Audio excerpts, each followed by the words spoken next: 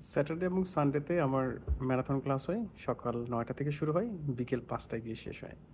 এর মাঝখানে একটা লাঞ্চ ব্রেক থাকে। এখন লাঞ্চ ব্রেক চলছে। আমি লাঞ্চ করে এখন কফি খাচ্ছি। আর ক্লাস শুরু হবে একটু পর। So it's relaxing time. আসলে সারাদিন এই ম্যারাথন ক্লাস করা আসলে অনেক, অনেক বোরিং একটা বিষয়। যদি টিচার আ ইন্টারেস্টিং না হয়, যদি স্টাডি ইন্টারেস্টিং না হয়, টপিক ইন্টারেস্টিং না হলে কিন্তু আসলে খুবই ডিফিকাল্ট কনসেনট্রেট করা। তবে এখানকার ইউনিভার্সিটির টিচাররা খুবই ভালো, friendly. A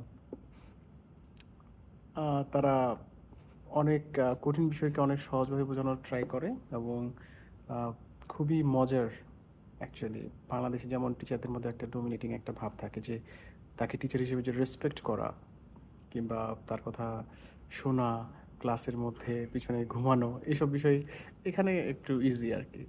so it's totally up to you যে আপনি আপনার ক্যারিয়ার নিয়ে আপনার পড়াশোনা নিয়ে আপনি কতটুকু সিরিয়াস সেটা আপনি নির্ধারণ করবেন।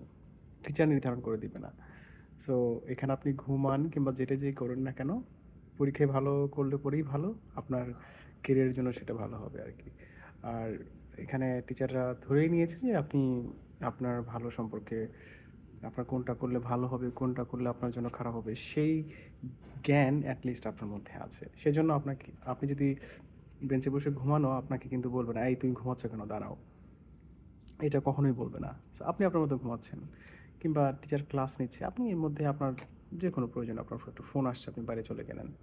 উম মানে বলতে হবে না যে এবং ঢোকার সময় আপনার অনুমতি নিতে হবে না যে আসবো কিনা? "May I come in sir?"